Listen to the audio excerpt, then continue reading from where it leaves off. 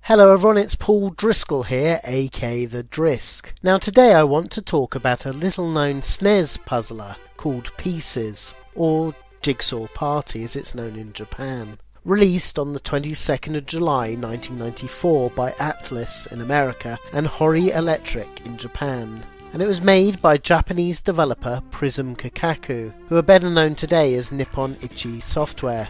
And that's the development house behind the cult favourite game series called Disgaea. Sadly, the game was never released in Europe, which is a real pity because Pieces is a real gaming gem. And the fact that it hasn't been turned into a mobile touch screen game completely boggles my mind.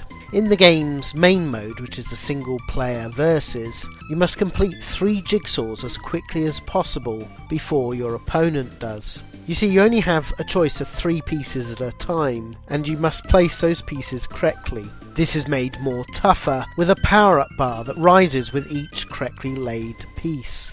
Early power-ups such as Spotlight will pinpoint locations of the 3 current pieces you're trying to place. But if you hold off using that power-ups, more powerful ones will become available to you, giving you everything from slowing your opponent down, reversing their controls, or things to help yourself such as auto-placing your pieces. And even there's a brush power-up that actually brushes aside your opponent pieces, removing them off the board.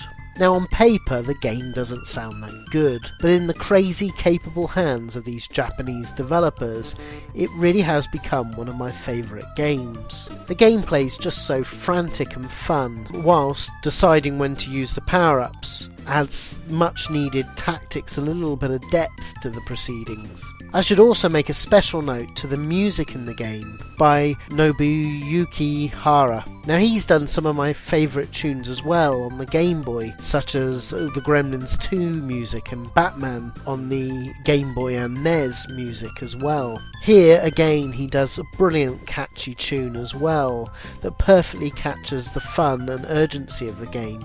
Now admittedly, the game in single player there isn't too much to keep you going on for too long. There's a single player versus mode which we've just discussed, where the enemy opponents are suitably wacky, such as Rice Bowl Crab, Delinquent Boar, Geeky Gilbert and Revengeful Ryoko. Of all of them, only Revengeful Ryoko will cause you any difficulty, especially as a ghost. She's immune to any power-ups that affect her that you throw at her. So there you go, the game is fun but short-lived as a single-player game, with, to be honest, you defeating all the opponents in pretty much no time at all. Now there is another mode called the All Play, where you can complete jigsaws against the clock, or even at your own leisure. But as a single player experience it does become dull after a short while, although this mode is fun while it lasts. No, the game only really comes into its own in 2-player. Once you're pitted against a fellow human and screaming abuse as the fellow player uses a cruel power-up attack against you, you can really see why this game is such a gem. Also, the 2-player on the All Play is a nice feature as well, with you both being able to work on the same jigsaw together. It's a nice collaborative option that is a particularly fun option if you have kids. Overall, this game is a blast and as cute as anything. My only gripe with the game that for the most part it's too easy and you'll defeat it without too much difficulty. Still, for something a little bit different to your typical game, it can't be beaten. But enough what I thought about the game. What did reviewers back in the day think about it? Well, Video Games and Computer Entertainment gave it 90% and said it is truly addictive, although the puzzle pictures could be a bit more exciting. Most of them are castles or fish or ice skaters. What if there were pictures of O.J. Simpson or Right Said Fred? It'd be funny. GamePro US also gave the game 90%, and they said, Pieces is a nice variation on the endless stream of Tetris clones. It leaves you with a peaceful, easy feeling.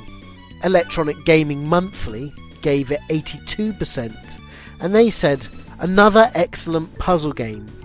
This one's unique grab is putting jigsaw pieces together. The one-player mode is challenging enough, but the two-player versus mode is where the game really shines. Hours of fun. So there you go, that's what they thought. And I agree, it's a fun, short-lived single-player game, but in two-player it really is a hidden gem. And it offers something a little bit different in the gaming world, and we all need more of that. So, until next time, see you later.